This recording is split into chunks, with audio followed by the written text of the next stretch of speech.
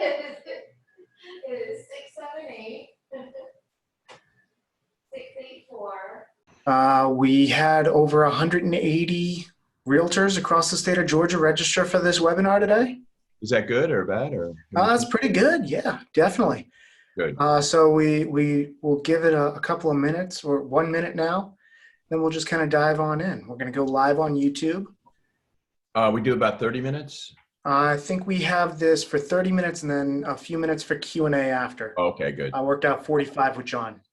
About my limit, you know. Yeah, we don't want to stretch it too thin.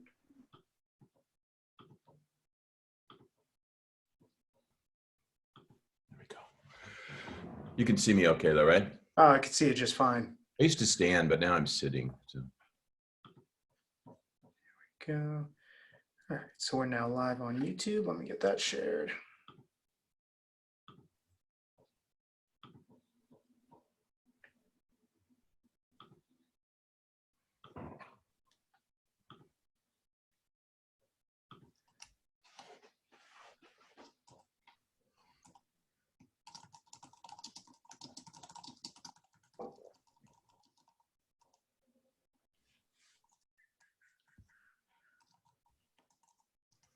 You all are in Georgia, right?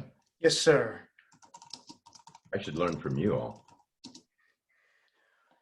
You've got more experience in the industry. I'm gonna learn from you. Okay. Ask me whatever you want. You know, I'm totally open. You know what's timely for these cats now, so. Absolutely. Well, we're also going to be able to do a Q&A because we're doing the webinar format. So I love the Q&As. Me too. People are shy, but they eventually, you know, I'll do the first 3 people that ask a question. We'll give them a free reg to connect now. Oh, look at that. But do that. Hope everybody in the waiting room heard that. So there we go. If you heard it from the man himself, first three people to ask a question get a free registration to connect now. That's awesome. And all right, let's go ahead and get started. So first off, I want to welcome everybody. Today we are joined by an industry giant, Mr. Brad Inman, founder of Inman News. We've already got some questions coming in. I want to thank the Cobb Association of Realtors for allowing us to put this event together and their sponsorship to bring Brad Inman in and get this open to other boards across the state. So very excited to have everybody here today. And you know, hopefully you've been able to attend some of the webinars that we've put on from Cobb over the last few weeks. But today, like I said, we're joined by an industry titan. All right, while all of you realtors are on the front lines of real estate, you're working with clients. Brad has spent much of his career reporting on and bringing agents just like us the information we need to be better at our craft. And as the founder of Inman News, Brad is the most recognized name in the real estate journalism, and we're lucky to have him with us today. So Brad, thanks so much for spending some time with us. How are you? I'm doing great, Chris. Really, really good to be here. I took Zoom Airlines to Georgia this morning and my flight was right on time. By the way, I just got gold status on Zoom Airlines, so I get automatic upgrades to first class. So it's really, I want to thank you because that extra 3,000 miles made the difference in my my mileage plus through Zoom Airlines. Oh, fantastic. We're so excited to have you with us, Brad. So you've spent your career in real estate journalism for the most part, you know, for the last at least 20 years or so with Inman News. This has been your big thing, and you host some of the probably the best real estate conference I've ever been to, which is the Inman Connect. And your whole thing is you bring people together. So what's your philosophy behind that? Well, in the early days, we took 50 people to the woods of Sonoma County. Mm-hmm. It was cold as hell, and we gave them blankets and hand warmers, and it was quite a collection. Some media people, Stanford, UC Berkeley, some real estate people, and a bunch of new entrepreneurs and tech guys. And we sat around in the woods and we said, wow, technology is coming to real estate. The real estate industry isn't really ready for it. But there's all these entrepreneurs creating all of these cool things. And when I walked away, a friend of mine said, you know, I think there's 1,000 people out there. And I think they care about technology like you do in the industry and in the tech world. And sure enough, we said, hey, we're having a conference and I'm an entrepreneur, so we charged for it. People signed up and we had about 800 people that came. And the idea of Connect was connecting the, tried and tested practices of traditional real estate with the new innovators in technology. And my philosophy always is if we connect those two, we'll create a better consumer experience. It's kind of funny looking back, Chris. It was 1997 and our vision was that, let's create a better consumer experience by improving the industry and by changing the industry for the better. And, I get accused all the time of being in favor of disruption, and people mistakenly think I say disrupt the real estate agent. I've never, ever said that in my life. What I do believe in is disrupting the real estate process. And so, ever since, and back then we said, let's put all listings on the internet. Wow, that was a crazy idea back then. That was like, people thought we were nuts. Let's have virtual walkthroughs. And literally we had a camera that was as big as a spaceship sitting in the woods of Sonoma that did a 360 degree. And we said, let's automate the transaction. That became our kind of chant for many years. And, a lot of it took a long time, but it's coming true. And we've probably done, Chris, more in 2 months than we did in 20 years because the industry's back was against the wall and we had to learn the digital transaction. So, I could talk about this until I was blue in the face, but it took a pandemic. And now we see lots of those ideas, but it was always connecting two worlds, entrepreneurs, tech heads with the, tried and tested practices of good ethical realtors. And what could be better? The end result, we think, will always be the consumer having a better experience. And if they have a better experience, it's good for the industry. And there's probably more transactions. Yeah, it seems like we always get changed when our backs are up against the wall. Yeah. I came into real estate in 2010. And that was just before the shift, really, where banks started accepting the digital signature platform.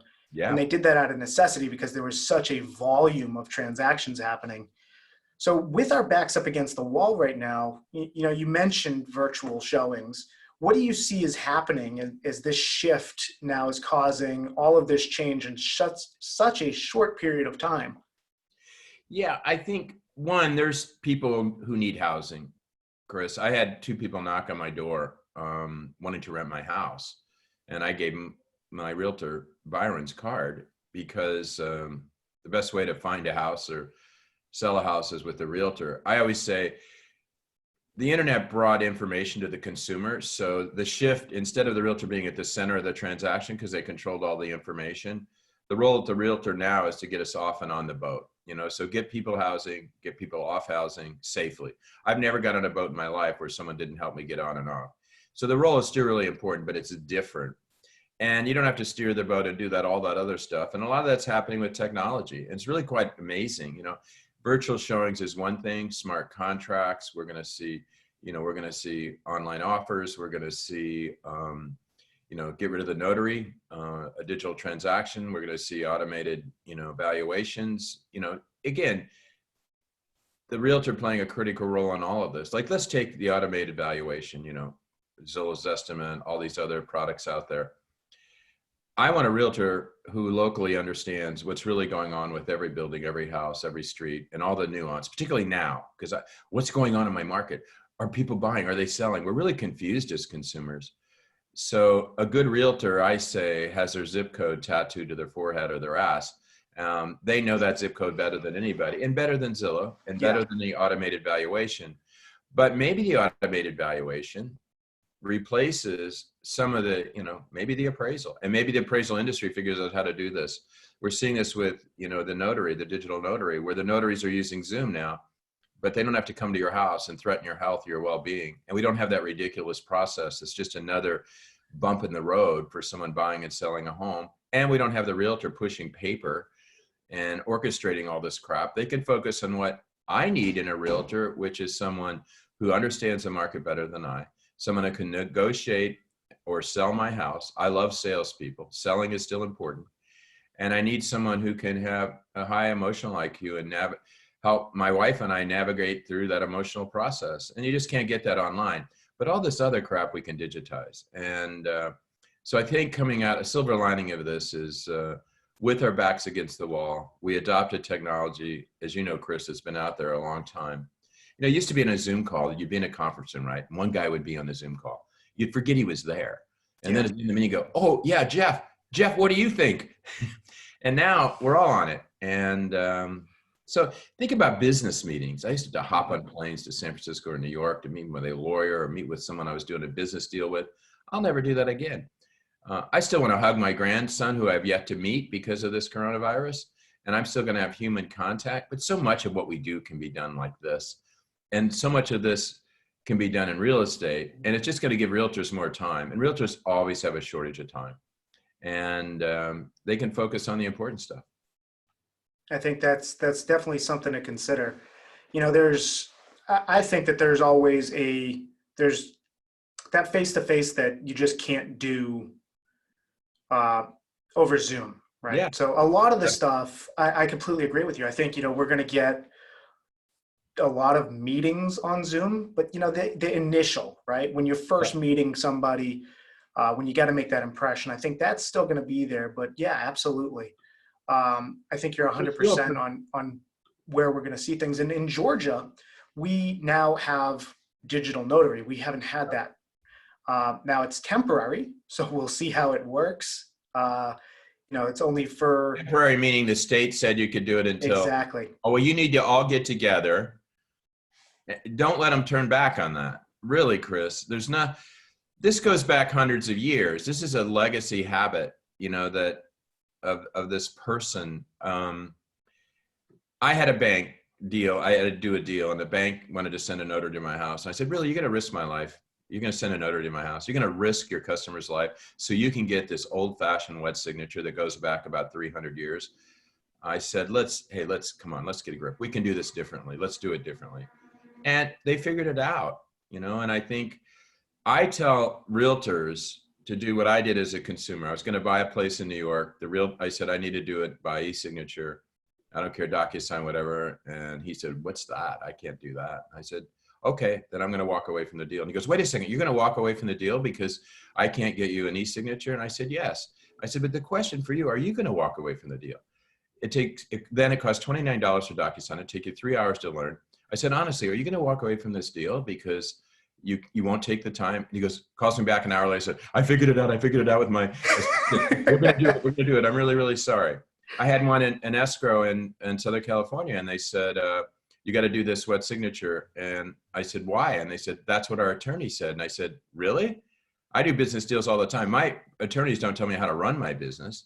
And I said, well, let's get the attorney. And I said, why do you do this? And he said, it's because we always did it. And I said, that's the reason we're not going to do it now, or I'm going to walk away from the deal. And by the way, call my realtor Byron and tell him that Brad Inman's going to walk away from the deal because you wouldn't do electronic signatures. By the way, it's safer, much safer. And here's an example for the realtor, Chris. You have all the power. Go to your mortgage lender and your title company and say, if you don't have all the latest, greatest, digital solutions for my customers, I'm going to go to another title company. Don't go to the title company that gives you the most donuts or beer or whatever. Go to the title company that has the latest, greatest digital things going on. Digital notary, whatever it may be. You have all the clout in the world. Just like I had the clout as the consumer to tell my realtor and tell my escrow company, no, no, no. The realtor has clout. Only go to the mortgage company that's digitizing as much as they can. Don't go to the old guy that's really nice and is always there but pushing paper. Once you get over that, once we adopt something. But I also say this is a great time to get rid of the useless, stupid technology, Chris. Yeah. I turned on my Rumda the other day. I'd never used it. It's loud, obnoxious, talking back to me, and I threw it in the swimming pool. Yeah, well, you actually missed the pool. I don't know if you can see that or not, but that's straight from your Roomba. I was walking by this house the other day, and a Roomba came flying out over the fence. No, it's actually my daughter. She hit me in the head the other day. Oh, but just after you abuse, daughter hits daddy. Yeah, exactly. Beat up by a little girl. But it is a good time, Chris. You know, now people have time. You've been sold a bill of goods. You were too busy. You were running around. You subscribed to something. You bought something. Just look at all that stuff and get rid of the useless stuff. But adopt the stuff that makes the transaction easier. I think that will benefit us in the long term. I really believe that. I can't agree with you more. We've got some of our leadership on here, and in Georgia, you know, with the title companies, that's actually dictated by the state bar. So maybe we need to encourage our RPAC members to solicit and lobby for some changes there. Is that the lawyers? State bar. That sounds ominous. Oh my That's the God. lawyers. That's the State Bar. Bar Association. They're the ones that came out and said we can have the digital notary and that they can do digital closings and things Okay. like that for emergencies with COVID. So Well, I hopefully we'll bet you see could some go meet, changes I there. bet your leadership could go meet with the state bar and say, come on, let's just make this permanent. Maybe we can, guys. Yeah. So we've got some great questions here. What do you think is going to happen over the next 60 days with your average agent? What do you see them having to do? I think what we're seeing, and Georgia's leading the way, back to business. And what I'd love to do is hear from you all what back to business means. You were essential service, so you've been in business, and there were real estate deals. There were people buying and selling homes. We know that. I've been in a couple of these with folks from Georgia, and I was impressed with the bullish optimism about getting back to business. I think there may have been some unintended consequences. I suspect you're also learning, but I think the theme all summer for the whole industry nationwide is back to business. And then how do we get back to business? How do we get back to business so it's safe? How do we get back to business when maybe there aren't as many deals and transactions? How do we get back to business and doing things maybe differently? To me, it's a summer of back to business. And you all are leading the way here. So is it clunky? Is it difficult? I'm sure there's a lot of experiences there that, I have no clue how it's going other than chatting up people from Georgia, but maybe you got to roll it back. I don't know. I just don't know where you all stand since, Georgia kind of led the way for good or bad here. Yeah, we've got our April numbers out. Our April numbers show that we're down 22% closings year over year, but we're obviously haven't finished May out. We'll see how we do. I mean, 22% is not a great situation, but I'm talking to people in markets where they're down 50 to 75%. So wow. Yeah. Wow, that's good news for us then. Fantastic. And by the way, we are learning. Hurts. You're seeing it. We are seeing reluctant sellers to put it on the market just because they've been frozen, and that's a big deal to put your house on the market. But we are seeing buyers, and so it hasn't shifted to a buyer's market because the sellers aren't yet either putting it on the market or compromising their prices. I don't know what you're all seeing. Yeah, we're seeing, at least for my company, we're down in terms of total listings by about 30% in year over year for year to date compared to where we were this time last year. But we've started seeing a lot of increase happening as well over the last couple of weeks once we got the official Georgia's open message from the governor. So did the unemployment, is that, can you feel the effects yet of that on your market, or do you think that accounts for the 25 transaction, 30%?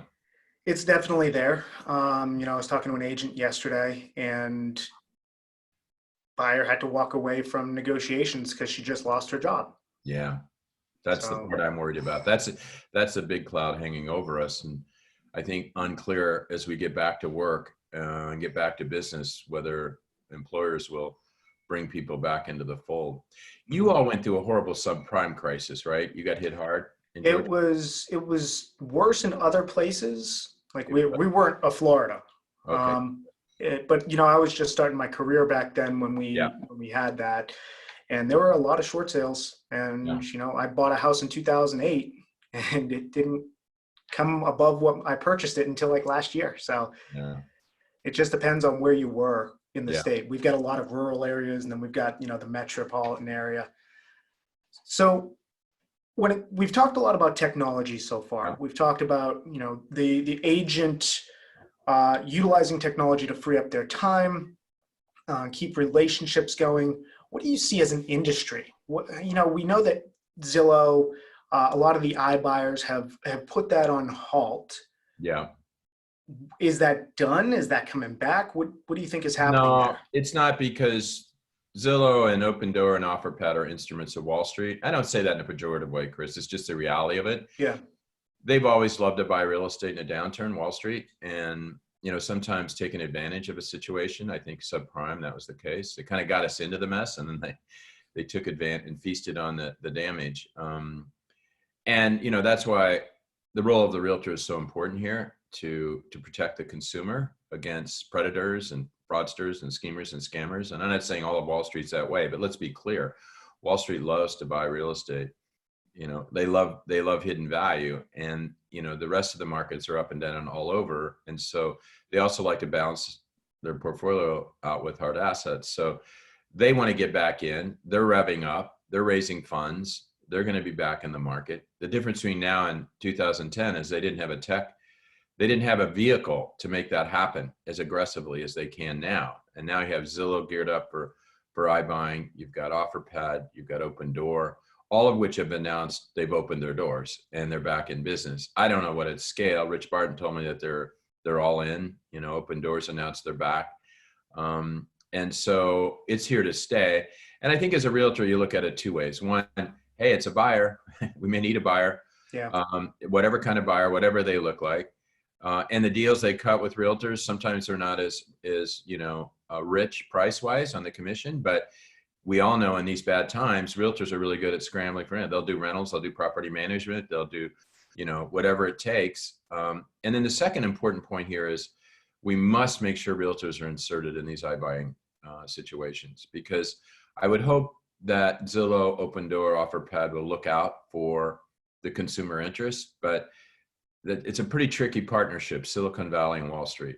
And the only local representative, local, hyper-local, is the realtor. And I always say right now, we've never been in a more hyper-local environment. We're stuck in our houses. But then we just go out a little, right? We go out on a bike ride. We go maybe to the park. We go to the grocery store. And then guess who we run into? Our local realtor. Mm-hmm. And my local realtor here, Byron, he left food on my front doorstep knowing I was alone for a while. Zillow didn't leave it. Realtor.com didn't leave it. OfferPad didn't leave it.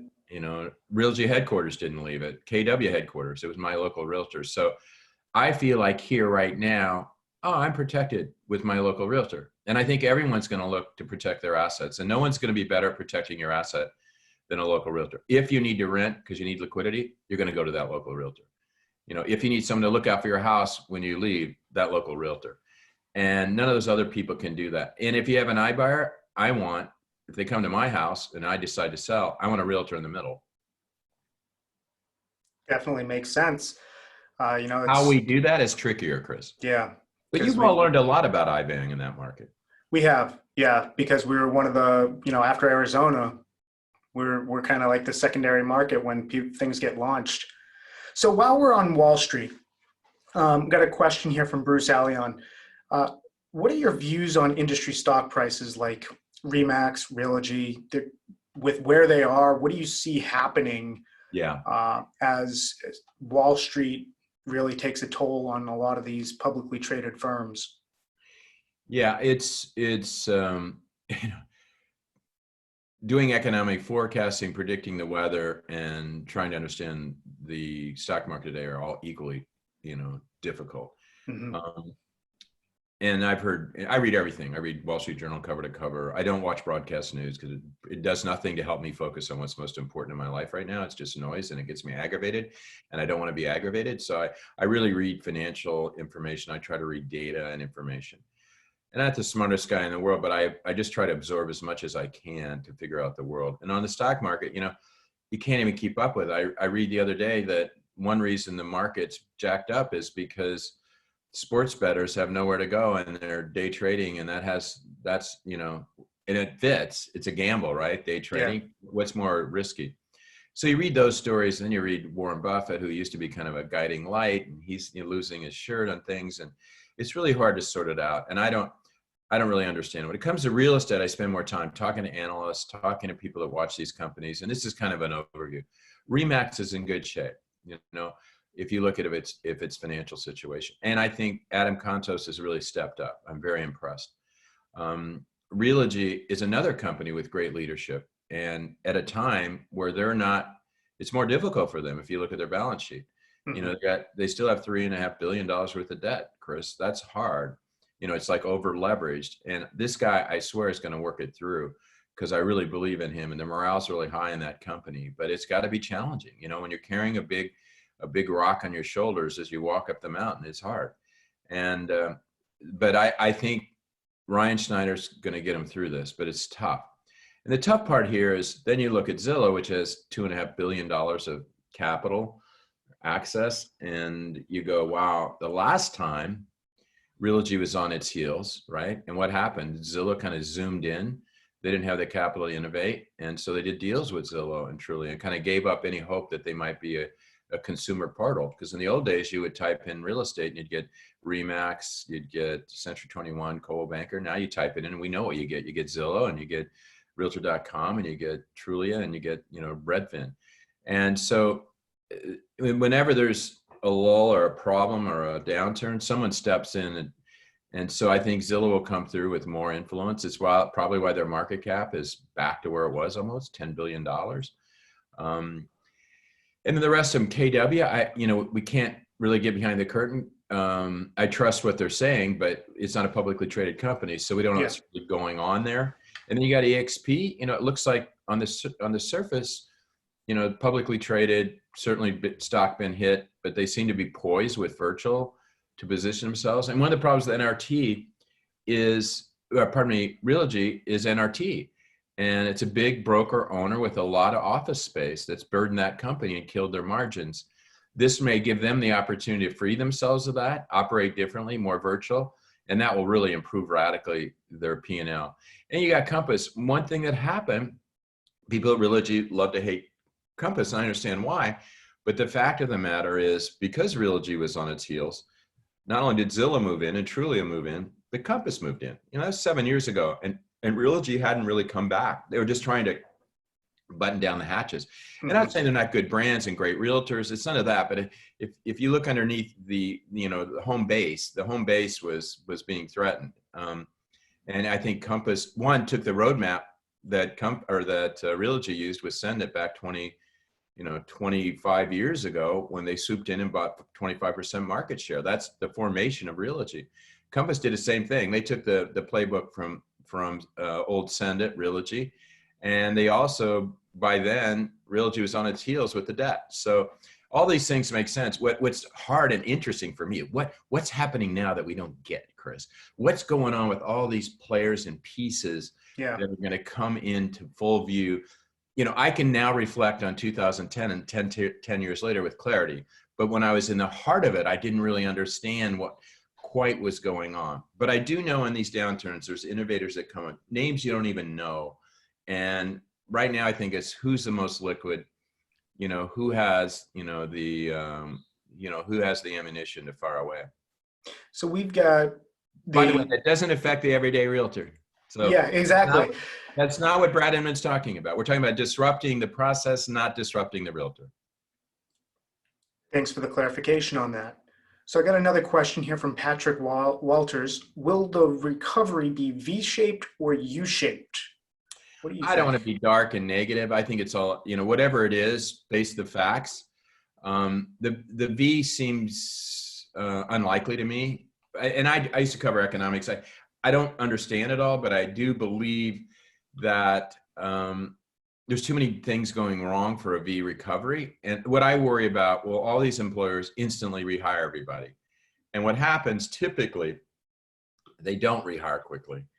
And they were, I can work with a lower payroll. So the V seems unlikely to me. Do I think there will be economic activity and will there be a spurt? And I think there will be a spurt in the housing market. But in terms of the overall economic scenario, I just don't see the V recovery. I don't think it's a flat line for 2 years and 3 years. There's some dark side people out there saying some pretty negative things with this level of unemployment. They compare it to the Depression where it took friggin' 20 years, to come back. Mm-hmm. I hope and don't think it's that. In fact, I had a good friend say, because of transparency, because of technology, it won't happen. The government will not save us though, Chris. I think that's one idea we shouldn't glom onto here, that I think the government can keep us afloat during this downturn. But if it comes to the government saving us long term, we got to get the engines back going. We got to get people back in business. And I think the entrepreneur and business people, it's our natural way of being to want to grow. And I think that we'll know more about this summer. We'll find out how eager and willing the consumer is. We'll find out how much business is willing to embrace an idea of growing our way out of this, or how many are going to sit on their heels and sit on their liquidity and try to avoid collapse and chaos. I do think political leadership here now can rally us, but I think it's up to each and every one of us to believe in ourselves and use that belief in ourselves to get back to business and find opportunities. So talking about political leadership, what do you think is in store for us being an election year? Is this gonna completely disrupt? Is this gonna cause more chaos? What do you think? Well, I think people should exercise the right to vote, and that, if they want to be activists, and I think that's all good. We live in a free country, the freest country in the world. All the Europeans and people everywhere I know all over the world are making fun of America now, and it's sad. But the first place they'll come to when they can, they always come here. They come here because it's freer. It's freer than anywhere in the world, and so that is still the beacon. But I think that this election will be over in 6 months, thank God, right? And we just live with what we have. There's an old saying, when you're the CEO of a company, you don't go into your board meeting and say, oh, I got all these problems. What are we going to do? What should we do? You go into that meeting and say, hey, we got all these challenges, and this is how I'm managing to it. And I think every realtor in this, this audience, think of it that way. Okay, these are the realities of the external, accept them, understand them, but how am I managing my business forward? How am I leveraging all my skills and whatever assets I have to manage this situation? Because you can't control the politics, you can't control the pandemic, you can't control the global economy, but you can control your own fate. And that sounds like trite self-help BS, but I think it comes down to being focused on the right things and being focused on your family, your friends, and your business and nothing else. And don't let the noise around you make you crazy. And don't let anyone kid you that they're going to save us, because politicians ordinarily are only interested in saving one person, and the thumb is pointing at them, not us. They're going to save us. They're going to save themselves. I couldn't agree more with you there. So I've got one more question that I want to get to, and then I want to make sure that we've got some time to talk about what you have coming up. Yeah, with sure. Inman Connect now. So this question is from Deborah Nagel. We can use all the technology. However, how do you see, now that there's no touching, hugging, and interaction, how do you think we can build the close relationships for a long term with our clients? Well, I think people will say I'm overplaying the value of technology, but I've done 60 podcasts, Chris, and I have spent 30 minutes one-on-one like this with a lot of CEOs, just a lot of people in the industry. And you know how I knew them in the past? In passing. And in passing is really superficial, Chris. Yeah, and I suspect many realtors knew their clients in passing. And what's in passing? I would see these CEOs in a green room before a conference, and they'd have their posse worrying about what they're saying, and someone would interrupt us, or there'd be a loud noise, or someone would turn up the volume on the screen. And that wasn't really a meaningful relationship. And I think there's a lot of realtors that have relationships in passing. Now, there's exceptions to this, but a lot of our relationships are in passing. I'm sitting across from Helen Hanna, an icon of the industry, an amazing woman who runs a real estate company in the Northeast. And she said it to me. She used these words I never forgot. Well, we knew each other in passing. And her and I talked for about 40 minutes. And at one point in the conversation, I said, Helen, you've been around a while. What in your life prepared you for this? When in your life was it hard to get out of bed and put one foot in front of the other? And she said, and I get chills when I relay this now, she goes, when my son died. And it made me pause. And the reason I bring this up, she had told me she had never said that publicly to anyone, but we had this connection, not in passing. You think in the green room at Connect, in passing, she would say, oh, I lost my son 25 years ago. Yeah. I have children, so it really hit me right in the heart. My point in that's a pretty deep connection. And why? Because she's in her home. I'm in our home, right? We're sharing our privacy. There's no one around. There's no posse. So I think it's kind of like the other day, I used to be in the ebook publishing business, and a woman who I worked with many years ago, she goes, oh, my plans all got destroyed. I was going to get on a plane and fly all around and see my writers and the publishers and the agents, and I couldn't do it. And I said, Julie, I've talked to 25,000 realtors. I could never have done that. I said, how many publishers could you have met with in the last 2 months? 10? How many writers? 5? How many agents? 4? I said, you know how many agents I could have talked to? How many flights? I couldn't physically. So we got to turn this around and go, oh, I can actually network more efficiently, more effectively. And like Helen and Hannah, I can have a meaningful conversation. You know, I talked to Paul Boozman the other day. I did a podcast. He owns Leading RE. He's 2 miles away. He's in Palm Springs too. And we talked for half an hour. And I don't know, we got to turn this around, if for no other reason to be optimistic and see the opportunity. Put yourself out there. If you have a contact in Georgia or in Florida right now, or not Florida, California, and said, hey, we know what it's like to reopen. Can I be on your podcast or can I be on your Zoom meeting? Guess what? They'd love to have you. And then you tell them about Georgia and you've just met 200 realtors. And guess what? Someday they're going to refer a client to you. So this is a big opportunity in the midst of all this horror. I got to agree with you. So You've done, Chris, you put yourself out there. Yeah, and I've been doing this for a little while. As a matter of fact, we got a chance to talk last week and earlier this week, and your conference, Inman Connect in San Francisco in 2016, you invited me out to come speak, and that changed pretty much everything I do. It eventually led to the creation of the Rethink Real Estate podcast, which has been going on now for 2 years. And all of that is because of meeting and connecting and building that audience. And it's been just huge for me. So on Connect, your conference has been huge. You've done it now in Vegas and New York, and it brings out the best and brightest, top of their game in the industry to really, in a TED-like experience, turn them and burn them and get a lot of different content up there. So what do you have going on now? Because you're doing it a little bit differently this year. Yeah, we had no choice. But again, we're not trying to replicate a physical event, because I actually think, as I just explained about my ability to talk to 25,000 realtors and have an intimate conversation with Helen and Hannah, we think this is an opportunity to create a whole new experience like we've seen with all this new technology. And instead of you having to come to us and spend $2,000, we're coming to you. We're coming to your living room, Chris. We're going to bring all the CEOs of the biggest real estate companies and tech companies, all the really fast-moving, cool tech kids and all of their technologies and all their demos, all the top producing creative realtors in all the markets all over the world. We're going to have double the attendance.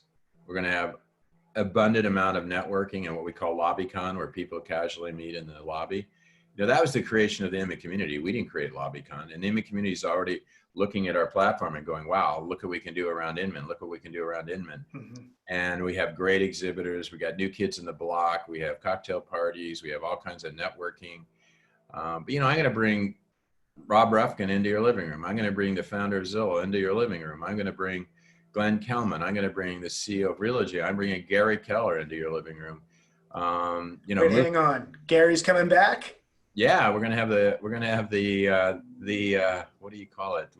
In fact, I'm looking back behind you, Muhammad Ali, right? The greatest. Yeah. What was this? Manila, the Thriller in Manila? Yeah, exactly. Wasn't that a sequel? If I remember correctly, I believe it was. Yeah. So this is our sequel, and Gary's a wonderful human being and super bright and smart, and just to get these guys all for a half an hour, and who's going to interview them and who's going to grill them. I don't know, Gary will grill me. I shouldn't say that, but I get to do that. And I do it like you do, Chris. You represent your audience, and that's who I represent. I'm not really impressed by big shots. What I'm impressed by is this incredible community of Inman and real estate. That's really what I'm about. So it's going to be we're trying really hard where people leave and they'll go, oh, that wasn't like Connect. They're going to hopefully leave and go, wow, this is a great conference. It's just different. So when is it? June 2nd, June 4th, and then people always ask, where is it? It's in your living room. And we've got a link. So for everybody who registered for the webinar, you got a welcome link. And in that welcome link, it'll take you to Inman Connect, where you can register. And there's a promo code, it's SELECT with 2 L's. And put that in there, and you're going to get 30 days of Inman Select membership for free. Don't confuse it. Inman Select is with one L. Select, the promo, is with two L's. And when you sign up, you're going to get a, what, $100 discount, Brad, off of the... Yeah, it's $50. So instead of spending $2,000, meaning airfare, hotel, Uber, meals, the fee to Brad Inman, you get to come to Connect for $50. And that's our way of saying, I mean, we're so excited because we, double, triple our attendance, and we can expose Connect to everybody, and people from all over the world are going to be there. I'm so excited for that. And everybody, you're going to get a reminder email tomorrow after the webinar with the link again. So if you can't find that registration email, it'll be sent to you automatically again tomorrow. And Brad, Chris, my promise. Yep. I'll refund your money if the $50 didn't pay off. Always. Yeah. Always. And your conferences have been fantastic. The first time I went, it took me 9 months to implement everything I learned in one day. You're so sweet. You've been a great member of the Inman community, Chris, and you've always been a big supporter, and I'm super grateful. And you're a smart, savvy guy, and you got the exact personality for these times. You're calming, deliberate, direct, but you don't freak people out. And those are the personalities that are winning. Thank you. I appreciate that. Brad, do you have any final words for everybody here on the webinar? Just advice, life, whatever? Yeah, I sometimes tell the story of the fog in San Francisco. If you've ever been there or lived there or been there in the summer, fog comes in the summer and changes our lives. It changes how we work, how we play, what we do in the evening, and then it leaves. And the raging COVID of 2020, it's gonna leave too, and we'll all be fine. And I think we're already seeing through the fog a little bit. It's still uncertain what's on the other end, but it will leave. And just stay optimistic, gang. Look for the opportunity. Get back to business, but really stay focused. It's so important how we focus. Don't get distracted by the shit you can't control. It's not worth it. Love you too, by the way. I love the Inman community. This is a great community. Well, thank you so much for taking your time today, Brad. I know you've got a busy schedule, so we'll let you go. But just I want to give you one more thank you for doing this with us. And for anybody, if you have questions or anything about putting on events like this with people like Brad, or questions about Inman Connect Now, go ahead and just reply to your email, broker@selectrealty.com, for the webinar setup, and I'll make sure that I get that answered for you. Hey, Chris, one quick question. How do I get to the airport? My Zoom flight 2020 back to California leaves in about a half an hour. So you're going to have to call an Uber, and it's going to take about 10 to 15 minutes for them to get there. And I'm screwed. I may have to spend it in Atlanta. Be well, my friend. Take care, Brad. Thank you, everybody, for joining today. Cobb Association of Realtors will have this on the YouTube channel as a replay if you want to share that within the next 24 hours. Thanks, everybody. See you soon.